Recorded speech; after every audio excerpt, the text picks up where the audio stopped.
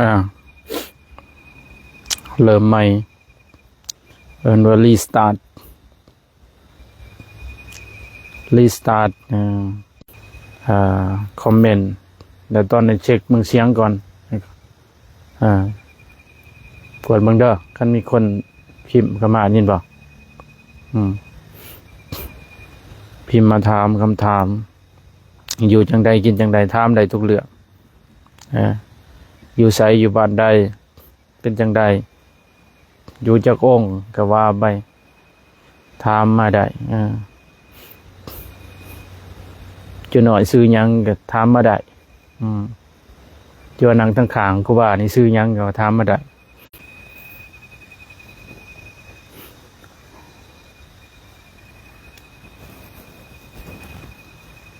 ได้หรือเปล่าให้สัญญาณเลยจ้ะถามได้ทุกเรื่องแต่ก็ขออภัยขอโทษสัญญาณบ่ดีแต่ก็มีมองจุดที่สัญญาณมันดีอยู่อยู่กลางเดินวัด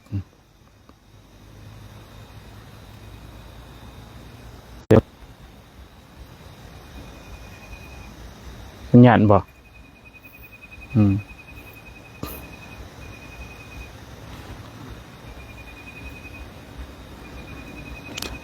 จิตขัดของชีวิตคนก็มีความขัดของอยู่คือกันทุกสิ่งอย่างมันบ่มีความเพอร์เฟกต์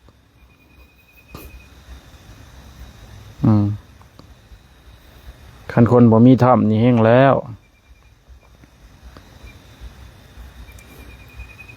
ยกเว้นแต่ครูบาอาจารย์ผู้เป็นพระอริยเจ้าเพิ่นบ่มีความขัดข้อง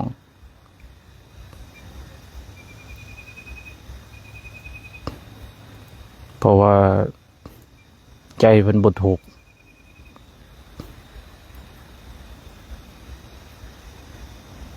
เพราะว่าใจเพิ่นบ่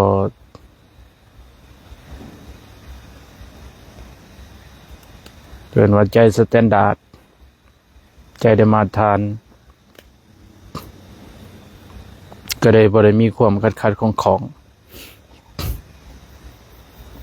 คือเพิ่นวางใจของเพิ่นให้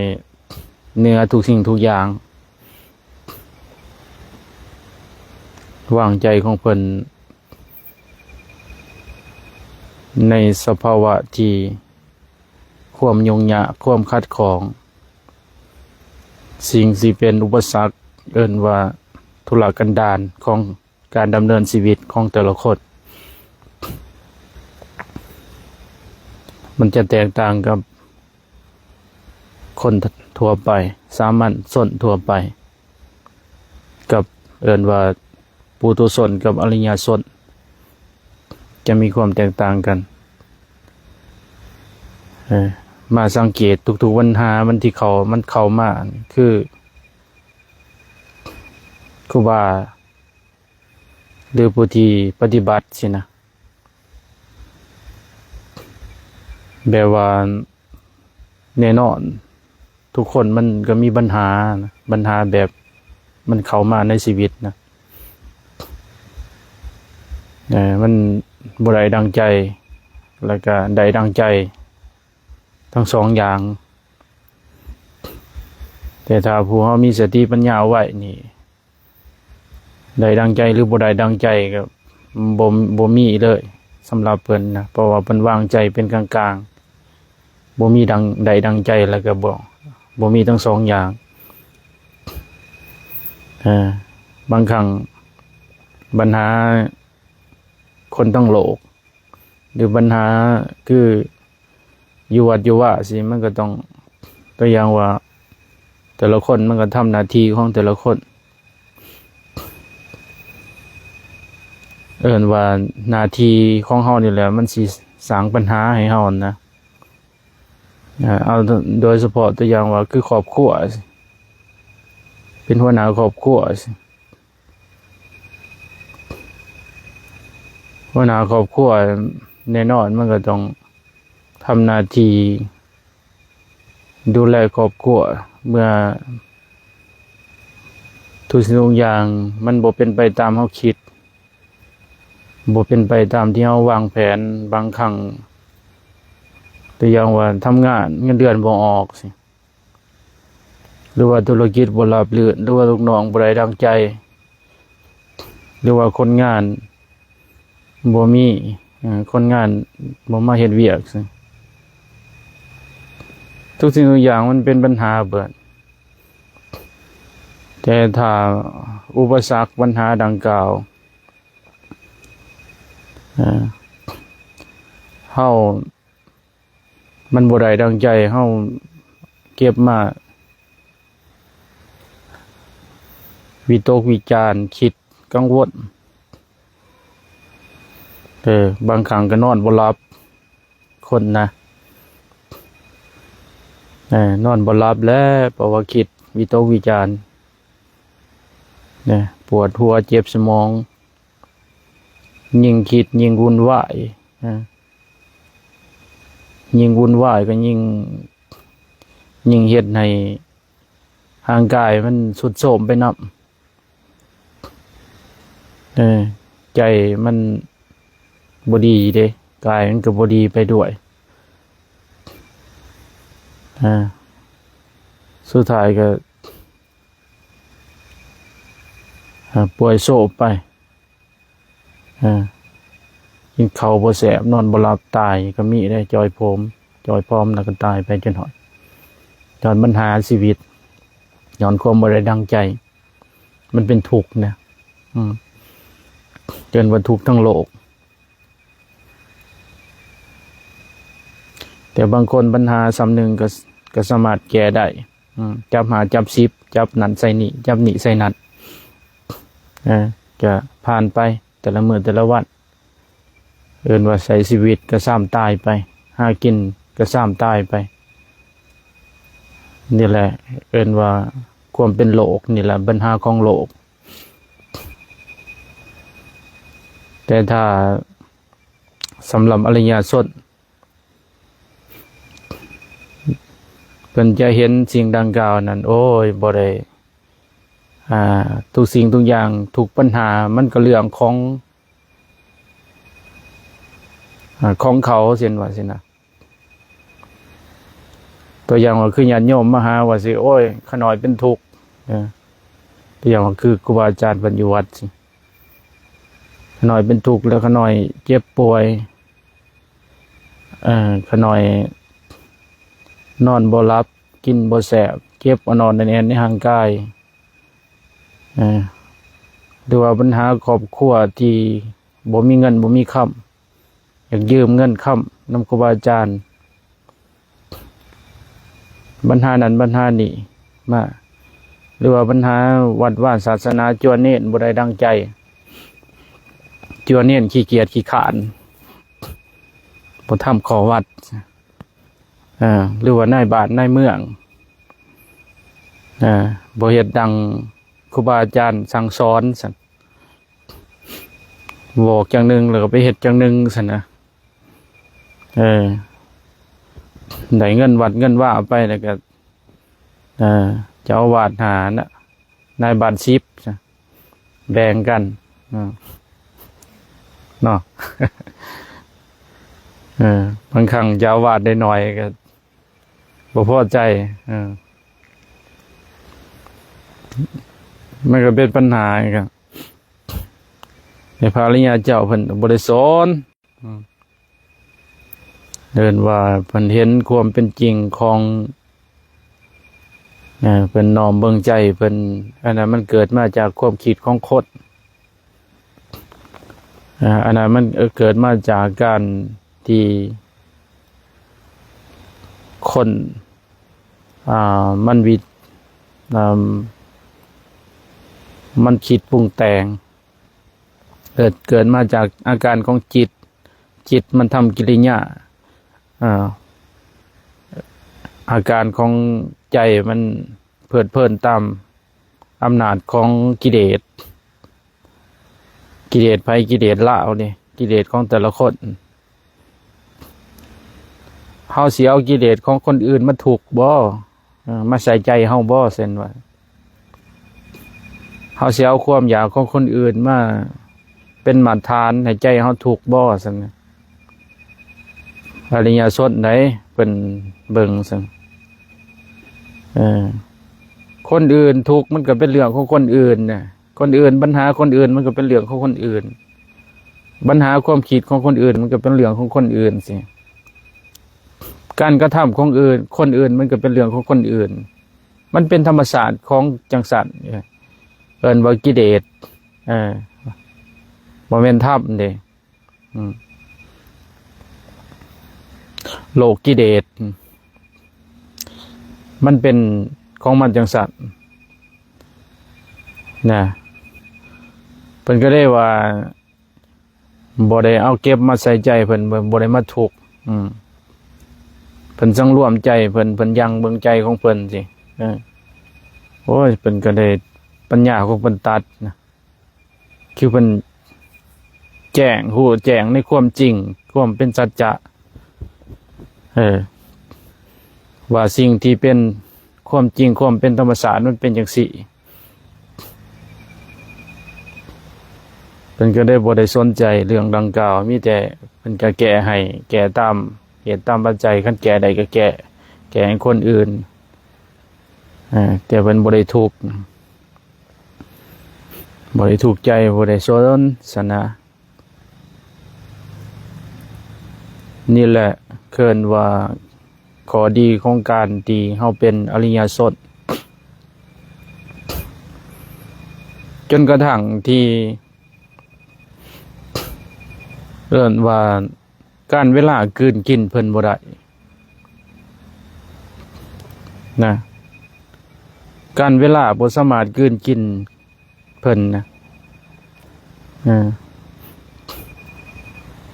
เพิ่นสิเว้าได้บ่นี่การที่ว่าเพิ่นมีเครื่องอยู่วิหารธรรมของเพิ่นเพิ่นบ่ได้อยู่นำเวลาเด้เพิ่นว่าเพิ่นบ่ได้กังวลนำเวลาเพิ่นบ่ได้อยู่นำเวลาเพิ่นอยู่ในวิหารธรรมของเพิ่นเพิ่นมีเครื่องอยู่ของเพิ่นต่างหากนะบางครั้งก็จนลืมจำได้ว่ามื้อนี้วันที่เท่าใดมื้อนี้วันอะหยังนะ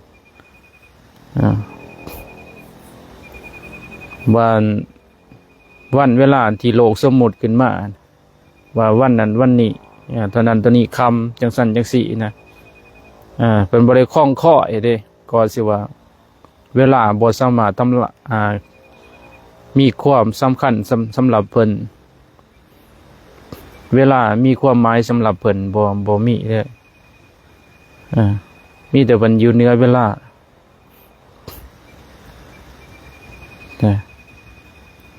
เอิ้นว่าเพิ่นใจเพิ่นอยู่เหนือสมมุติอยู่เหนือทุกสิ่งทุกอย่างอยู่เหนือโลกอยู่เหนือการเวลาการหมุนเวียนของธรรมชาติมันก็แจ้งมืดอยู่จังซั่นเอิ้นว่าเป็นวัฏฏะวนเอิ้นว่าการทำงานของกฎเกณฑ์ของธรรมชาติของโลกของตะเวนดินผาอากาศลบทุกสิ่งทุกอย่างเพิ่นบ่ได้เอาทุกสิ่งทุกอย่างเข้ามาให้ความสำคัญในชีวิตของเพิ่นมันก็ได้บ่มีความหมายสำหรับเพิ่นซั่นนะเพราะว่าเพิ่นมีเครื่องอยู่ของเพิ่นต่างหากการทำอานาปานสติอานิสงส์หนึ่งในหันคือเป็นพระอรหันต์ตอนยังมีชีวิตอยู่นี่แหละตัวนี้แหละสำคัญเป็นพระอรหันต์ตอนยังมีชีวิตอยู่คืออยู่เหนือเวลาอยู่เหนือธาตุเหนือขันธ์อยู่เหนือทุกสิ่งทุกอย่างกินแต่เป็นเพียงแค่กิริยาของกาย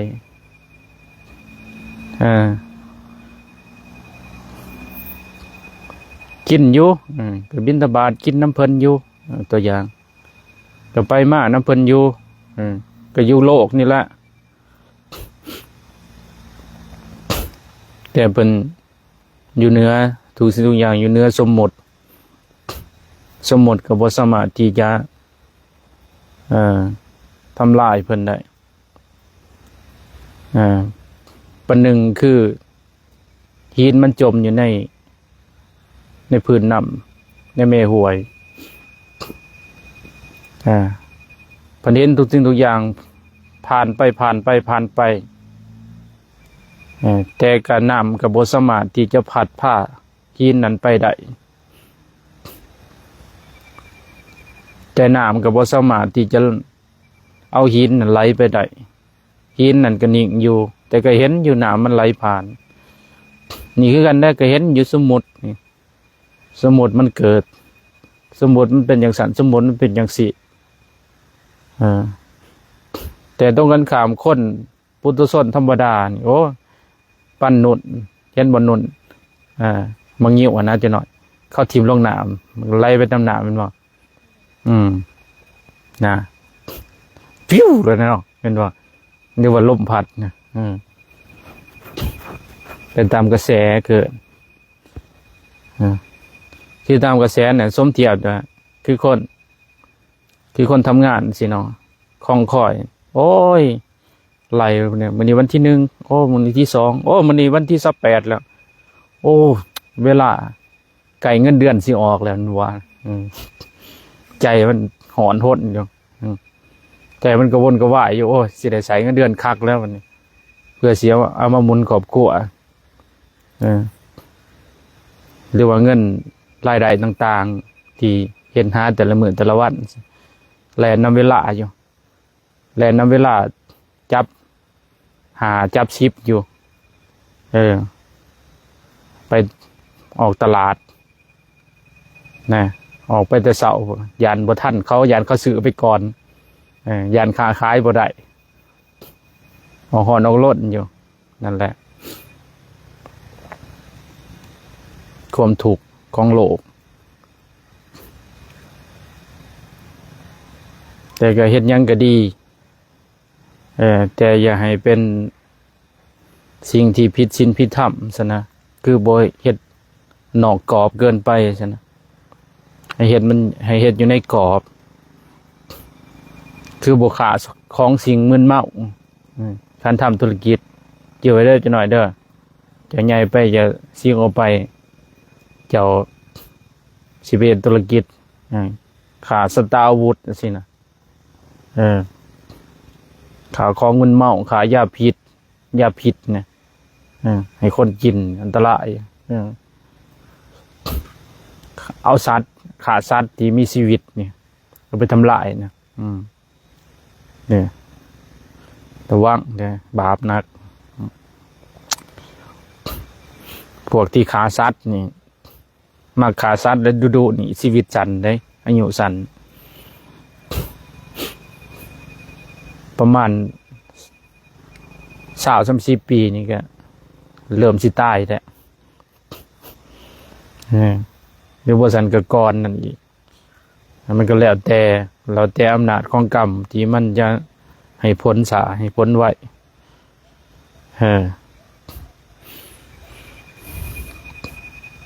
ย้อนความแลนวิ่งเต็ด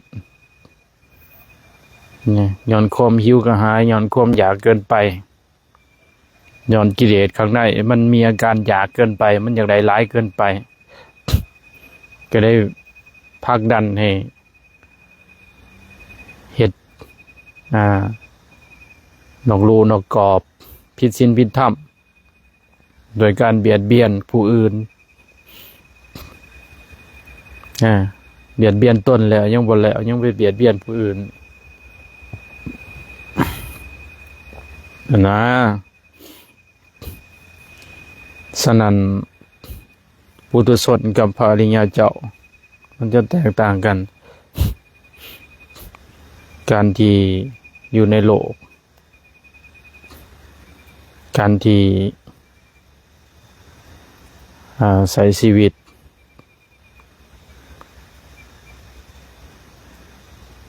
การทำอานาปานสติสินะ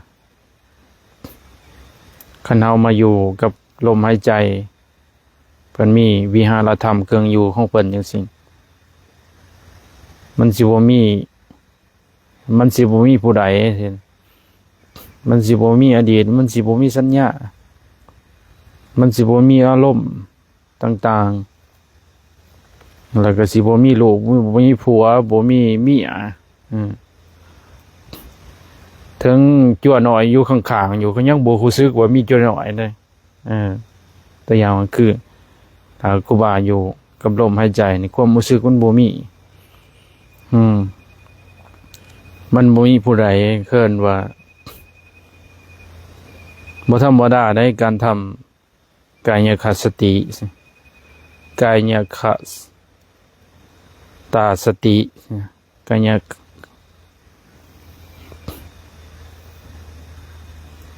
หรือว่าเบิ่งลมหายใจหรือว่าสำรวจกายนับตั้งแต่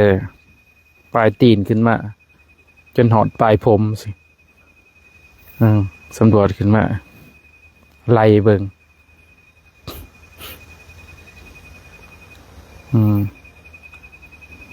หรือว่าเกษาคือผมทั้งหลายโลมาคือคนทั้งหลายนาคาคือเล็บทั้งหลายทันตาแขวตาโจหนังมังสังสีนเป็นภาษาบาลีตับไตใส่พุงเอ็นใส่หน่อยใส่ใหญ่กระดูกกระดิกไล่เบิ่งทุกสิ่งทุกอย่างมันก็เป็นการที่เฮามีสติอยู่ในร่างกายคือกัน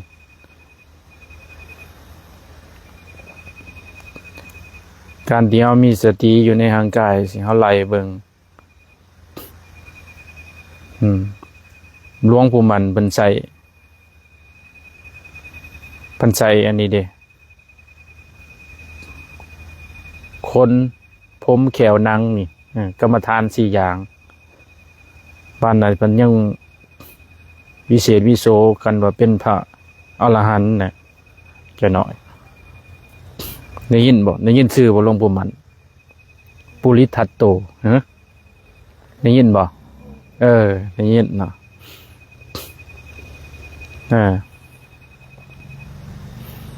ได้ยินหลวงปู่มันนะหลวงปู่มันคันเฮาฮู้ความจริงละเอียดแล้วดอกมันสิมีเป็นกรรมของให้ผู้เกี่ยวเนาะเตือนว่าเฮาต่อต้าน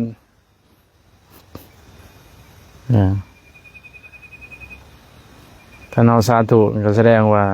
ดีแล้วภาษาเนาะโอ้มีขี้หินได้อยู่พื้นเนาะแม่นบ่สองเบิ่งโอ้มีกระปูไตอยู่พื้นโอ้มีปลามีกุ้งมีทุกสิ่งทุกอย่างบัดนี้เฮาส่องเบิ่งหลังจากเฮาสงบสมถะเฮาได้ความสงบเฮาได้ความนิ่งเฮาได้เฮาเสียนการกระเพื่อมของบัดเวลาเฮาออกจากสมาธิหรือว่าบ่ออกจากสมาธิเฮากันยกอันใดอันหนึ่งขึ้นมาเบิ่งกระดูกสร้างสัญญาขึ้นมาความจำขึ้นมาบัดนี้หลังจากเฮาเพ่งเข้าไปเบิ่งเข้าไปพิจารณาเข้าไปเห็นเป็นกระดูกเป็นชิ้นเป็นส่วนอยู่เห็นโครงหางเห็นบ่เฮาไปวัดครูบาอาจารย์เพิ่นเอากระดูกไปใส่แกะเอาไว้ใส่โถแกะเอาไว้แล้วก็ให้คนไปเพ่งเบิ่งนะไปพิจารณาเบิ่งด้วยใจเบิ่งละเอียดศึกษาละเอียดกระดูกหัวกระดูกนั้นกระดูกนี่เบิ่งโครงหางกระดูกบัดนี้กระดูกผู้ชายกับกระดูกผู้หญิงหมดเวลาเอาหนังมันยังออกเบิดแล้วมันบ่มีทั้งผู้หญิงผู้ชายเด้อมันกระดูกคล้ายๆคือกันบ่สามารถแยกแยะได้เลยว่าเป็นผู้ชายหรือเป็นผู้หญิงแต่ว่ามันสร้างรูปขึ้นมาสร้างสิ่งเหล่านั้นขึ้นมามันก็เป็นเพศหญิงเพศชายประกอบชิ้นส่วนเข้าไป มีศีลมีหนังเข้าไปจึงกลายเป็นเพศชายเพศหญิงที่จริงแล้วก็เสมอภาพกันทั้งหญิงทั้งชายก็ดูก็ซ้ำกันตัวอย่างเพิ่นก็ได้เห็นว่าโอ้มัน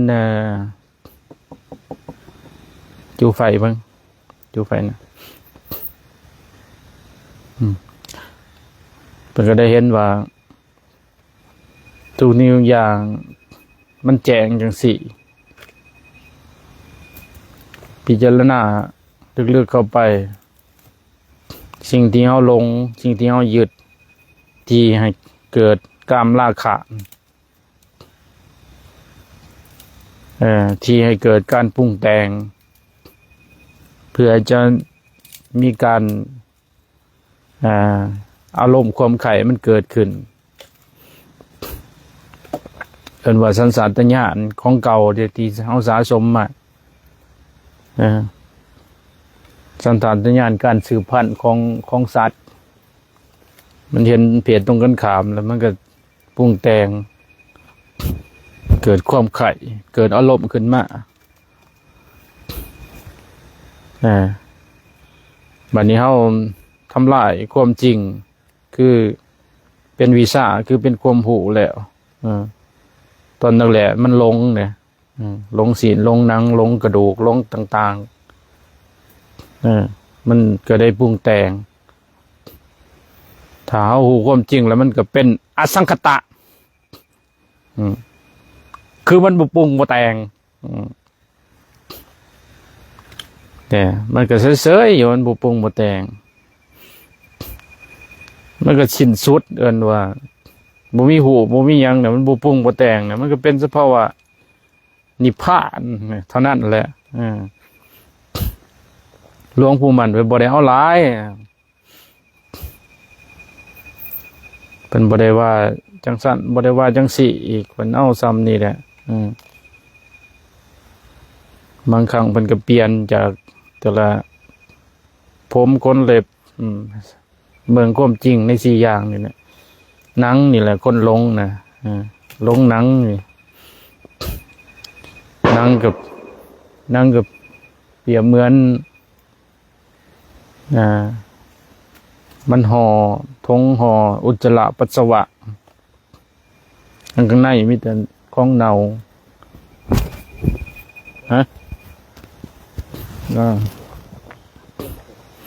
ของเน่าของเหม็นโอ้ยมาพิจารณา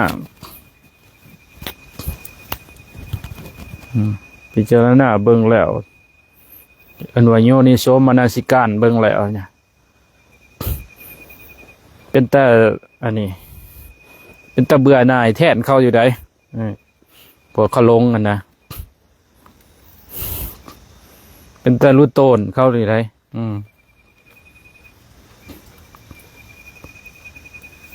เดือนว่ามีความยึดจิตหลายโอ้ยจังอารมณ์นี่แหละย้อนมีความมีสังขารย้อนความรู้สึกนึกคิดการปรุงแต่งเท่านี้มันออกมาจากสัญชาตญาณที่ความเคยชินจิตที่มันมีเจตสิก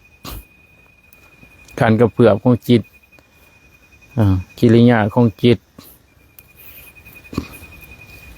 มันออกมาจากสีที่จริงแล้วจิตมันกันขันเฮากลับเขามาทำลายหูทำลายสิ่งต่างๆเนี่ยทำลายเปลือกทำลายเนื้อมัน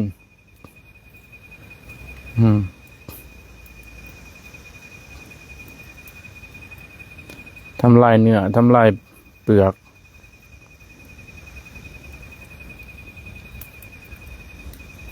มันคล้ายๆคือว่าเม็ดสู่ต้นซะนะต้นแล้วก็สู่เม็ดซะนะบัดนี้เฮาย้อนเข้ามาสิกลับคืนเข้ามาสู่เม็ดคือเก่าสิ มันก็เบิดไป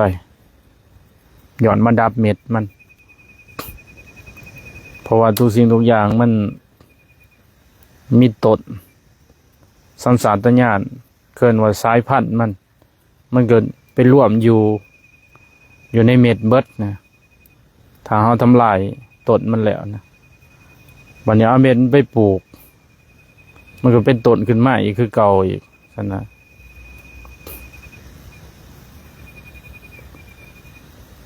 เป็นว่าสัญชาตญาณความปรุงแต่งของมัน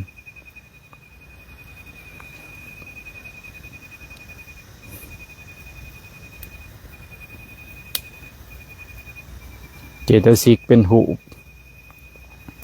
จิตเจตสิกหูนิพพานสิ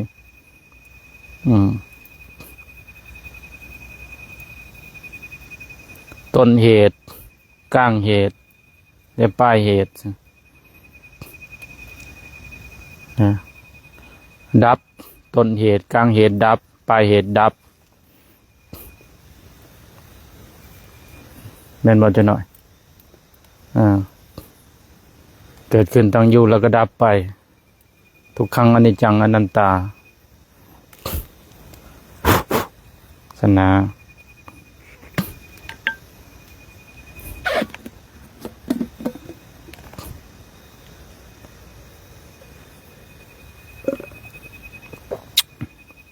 จะหน่อยมาทำประโยชน์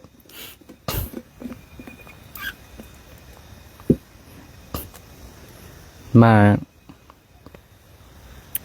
ทำประโยชน์ให้แก่พระพุทธศาสนามานั่งฟังธรรมโอกาสหน้าวันเวลาจะใหญ่จะก็มาเทศคือจังซี่เด้อ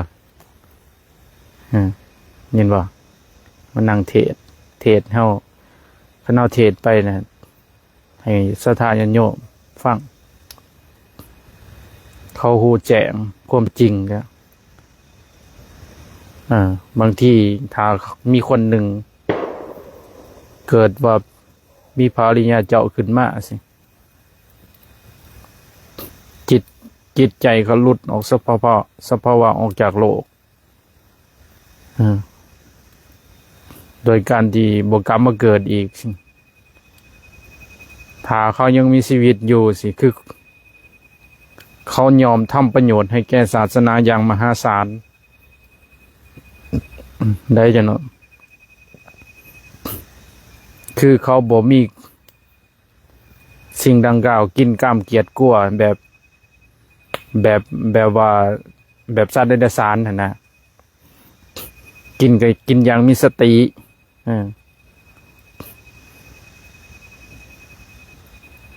ก็บ่มีความกลัวอีกกลัวว่าผู้ใดสิมาแย่งตำแหน่งผู้ใดสิมาทำลายชีวิตผู้ใดสิมาจากสันจากสิเพิ่นมีแต่ทำหน้าที่ของเพิ่นคือให้คนได้พ้นทุกข์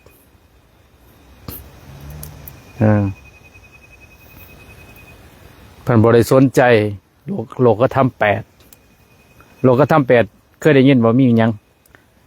ฮะ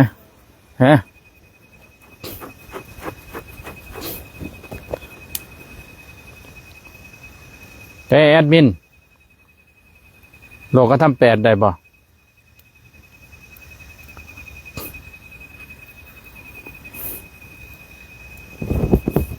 มันขี้ลายแท้บ่ได้ปานน่ะฟังธรรมะขันสูงผู้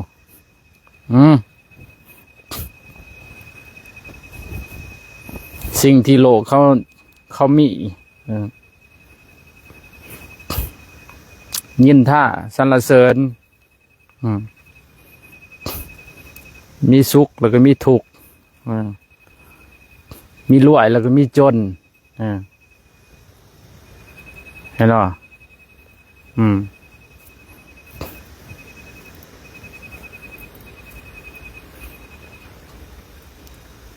สิ่งเราเนี่ยเพิ่นบ่ได้มีเด้คันว่าคนหยองก็อยู่หั่นแหละกองไว้หั่นแหละใครคนยินท่าเพิ่นก็อยู่หั่นแหละกองอยู่หั่นแหละคันว่าเพิ่นว่า กินอาหารแซ่บๆหรือว่านอนจังซั่นสุขเพิ่นก็บ่ได้สนใจเพิ่นก็เห็นอยู่เพิ่นก็บ่ได้สนใจว่าสิสุขของเพิ่นแต่นั่งเบิดคืนสดแจ้งก็ได้ใจเพิ่นบ่ได้ทุกข์ใจเพิ่นบ่ได้เอาใจไปของเกี่ยวนะอันนั้นเป็นถ้ำของโลกเขาแต่ว่าผู้เพิ่นเนื้อโลกแล้วเพิ่นบ่ได้สนรวยจนมีเงินค้ำหลายกันบ่ได้เป็นอุปสรรคสำหรับเพิ่นบ่ได้เป็นอุปสรรคสำหรับจิตใจเพิ่นถึงว่าเขาตัวอย่างว่าเขาสิมาทานคนมาเป็นรถ10 ล้อเพิ่นก็ว่าป้าวันแท้กันเนาะป้าวันแท้เพิ่นบ่ได้สนใจเพิ่นบ่ได้ฮ้อนโอ้คิดปรุงคิดในใจโอ้ดีใจขนาดว่าบ่ได้ว่าจังซั่นได้ตรงนี้จะว่าว่างไว้นั่นแหละคือเพิ่นสิลำบากแน่ก็คือเพิ่นสิใส่ห่างกายเพิ่นหั่นบริหารเงินจัดการเงินเพิ่นก็ได้ว่าลาภสักการะนี่ถ้าว่าผู้ที่บ่ได้เป็นพระอริยเจ้ามันจะเป็นโทษเป็นไฟต่อจิตใจของคน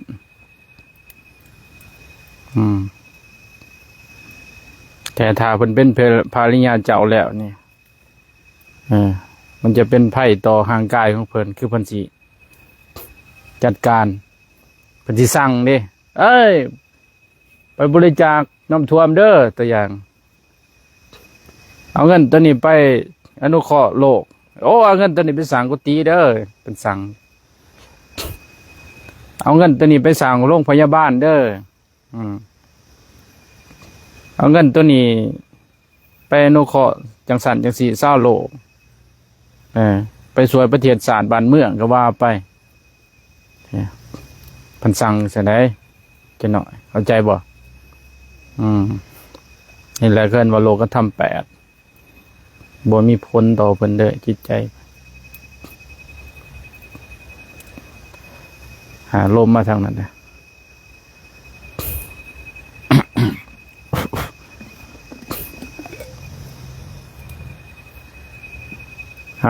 ญาติโยมทั้งบ้านบ่มีคอมเมนต์บ่มีคนเบิ่งจักคนน่ะ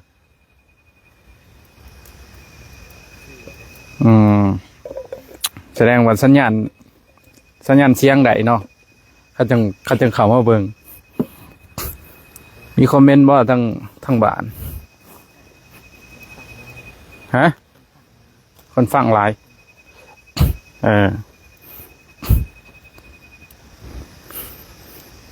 มีคอมเมนต์ก็สามารถคอมเมนต์มาถามได้ปัญหาธรรมะสนทนาธรรมกับจะหน่อยนั่งหอมกองไฟกับบรรยากาศในดงมะกอเรียนว่าสร้างประโยชน์จะหน่อยก็สร้างประโยชน์ในการฟังทำนาทีในการฟังให้ดีธรรมดาแหละเป็นยังครูบาจึงบ่สอนแบบอะไรนะสอนแบบภาษาลาวภาษาอังกฤษสามารถเขียนเป็นก็พอเนาะสอนไปก็พอแต่ซ้ำนั่นแหละอันนี้บ่แม่นว่าเบามันเป็นเรื่องของโลกคันสอนธรรมคันสูงสุดเนาะสอนจิตรูปจิตเจตสิกรูปนิพพานนั่นเนาะ สอนให้คนพ้นออกจากทุกข์แล้วเนาะออกจากกับการเวียนว่ายตายเกิดแล้วเนาะมันยังคักเนาะเพราะว่าได้สิ่งนั้นเดามาไปประกอบว่าสิเป็นนั้นเป็นนี้มามันก็ยังทุกข์คือเก่าเช่นว่าซั่นนะ มันเป็นของโลกเนี่ยมันนี้เขาสอนออกให้คนออกจากโลกเนาะออกจากการเวียนว่ายตายเกิดเอาสุดยอดโลดคันจะหน่อยฟังสิจะหน่อยจือสิภาวนาเนี่ยนะคันคนมีของเก่ามาอันนี้เรียนว่าข้าสิเข้าใจถึงสิว่าอายุน้อยก็สร้างแต่สมัยสวงพุทธกาลนั่นเด้สมณเณร7 ขวบเป็นพระอรหันต์กับบักหลายองค์ย้อนคนมีของเก่าถ้ามันเป็นอรหันต์แล้วเพิ่นก็ทำประโยชน์ให้แก่ศาสนา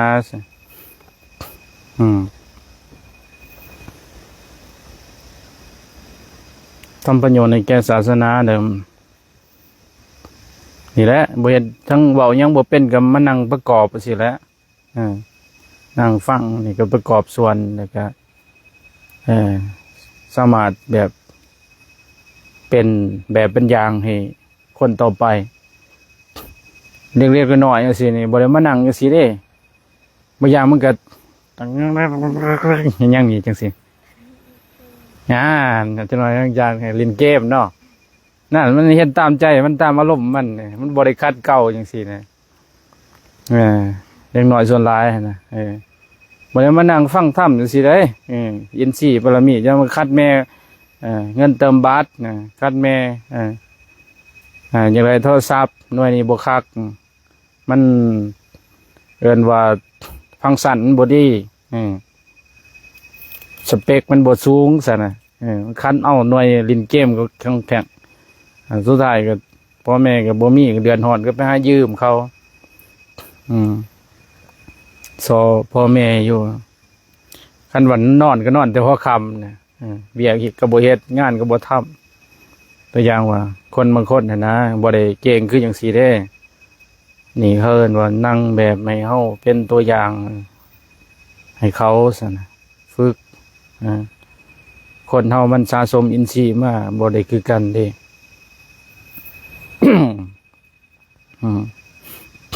ครูบาอาจารย์บอกก็ฟังขั้วมันซะบางคนโอ้ครูบาอาจารย์บอกมันก็แล่นนี้นะบ่มาไก่อีกบ่มาไก่วัดมันยานได้ใส่มันยานได้บุญเด้มันยานได้ขัดเก่ากิเลสมันนะมันยานได้ทำความดีเด้มันก็บ่มาไก่แล้วมันยานกิเลสมันเบิดในโตมัน มันห่วงกิเลสไว้มันยานได้สร้างบุญเด้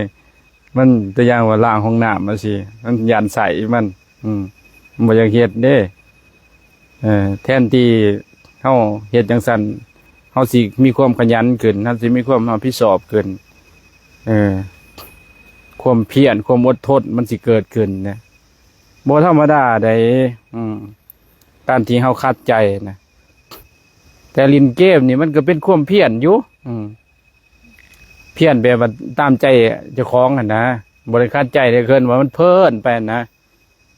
แต่ถ้าว่าเฮามาคัดใจนี่ตัวอย่างว่ากูบ่ใส่เจ้าล้างห้องน้ำนี่เด้อเอาจะหน่อยแต่ละมือล้างห้องน้ำเอาจะหน่อยแต่ละมือเฮ็ดกาแฟเค้นกูบ่าเอาจะหน่อยแต่ละมือล้างบาทเอาจะหน่อยแต่ละมือปัดกวาดเช็ดถูเอาจะหน่อยแต่ละมือดังไฟเอาจะหน่อยแต่ละมือเฮ็ดนั่นเฮ็ดนี่ซอยเพิ่นพ้นได้มันสิ่งที่ใส่ไว้มันคัดเบิดคัดใจเบิดเด้เห็นบ่ใจหนึ่งเฮาสิสำรวจบางใจโอ้ยมันบ่พอใจมันงุนงิดรำคาญมันยังหายคืนแต่เฮาก็ดึกมันคัดมันเลยกันคมใจเฮ็ดกูว่าเป็นบอกเฮ็ดไปนะเฮ็ดไปบัดนี้เฮาเฮ็ดไปเรื่อยๆเรื่อยๆมันสิเป็นนิสัยคือความเพียรความเพียรมันสิเกินว่ามันเป็นปรมีอันหนึ่งความเพียรวิริยะปรมีได้ยินบ่เคยได้ยินบ่อันนั้นที่สองมันสิขัน ขันติปรมิขันติเคยได้ยินบ่แปลว่าจังไดโอ้เก่งเสยโอ้ได้เสยมันได้ความอดทนนะเวลาเอาฝึกแต่น้อยเก่งไว้สิเวลาใหญ่ไปเลยความอดทนนี่มันสิเติบโตขึ้นเด้เอาฝึกไปเรื่อยๆแล้วมันสิเติบโตขึ้นแข็งแกร่งขึ้นมันสิทนต่ออารมณ์ก้นเว้าทนต่อสภาพดินฟ้าอากาศต่างๆทนหอดทนหนาวทนทุกสิ่งทุกอย่างเป็นคนแข็งแกร่งมันสิช่วยตนเองได้เวลาเจอปัญหาอย่างต่างๆมันสิบ่หวั่นไหวไปตามทุกสิ่งทุกอย่างสภาพที่มันอุปสรรคมันเข้ามานั่นได้ขันติกับวิริยะพระพุทธเจ้าเพิ่นก็สองอันนี่เพิ่นก็มีเบิดเด้เพิ่นว่าปรมี30ทัศเพิ่นนับตั้งแต่ท่านปรมีศีลปรมีเนกขัมมะปรมีขันติปรมีวิริยะปรมีอุเบกขาปรมีปรมีต่างๆของเพิ่นมีเบิดปัญญาปรมีเพิ่นมีเด้บัดนี้เฮาก็เฮ็ดคือเพิ่นแหละครูบาอาจารย์ใส่โอ้เกิดปัญญาขึ้นโอ้ปัญสิข่มกิเลสเฮาได้นี่นะปัญญามันเกิดเด้ไปปฏิบัติตามเพิ่นเฮ็ดตามเพิ่นนะปัญญามันเกิดขึ้นอันนี้อุเบกขาปรมีมันเกิดขึ้นอีกเวลาเพิ่นหายวางใจสบายครบปรมี30ทัศเนี่ยหลังจากครบแล้วสมบูรณ์บริบูรณ์แล้วมันperfect ภาษาอังกฤษว่า perfect สมบูรณ์แบบได้จ้ะเนาะมันมีประโยชน์หลายพระพุทธเจ้าเพิ่นไปไสเดียวนี่เพิ่นไปนิพพานบ่นิพพานบ่เกิดบ่มีทุกข์ฉะนั้นครูบาก็ได้ว่าสอนตัวนี้สิมีประโยชน์กว่าสอนกอไก่ขอไข่กว่าสอน A B C D ครูบาเคยสอนได้สอนคนสอนภาษาอังกฤษเดี๋ยวบ่สอนนะสอนประเภทภาวนานี่ดีกว่าให้คนออกจากทุกข์ให้คนหยุดการเวียนว่ายตายเกิดมีคนหนึ่งก็เอาให้จุดไหนจุดหน่อยใดเป็นภรรยาเจ้าผู้หนึ่งก็เอาเนาะก็ดีเนาะสู้ได้จ้ะจุดหน่อยเห็นบ่สู้มันได้แล้วจ้ะบ่เสียครูบาอาจารย์ได้ก็สิสมควรเก็บเวลาแล้วบัดนี้มีคำถามอยู่บ่แอดมินบ่มีก็ปิดมื้อหน้าว่ากันใหม่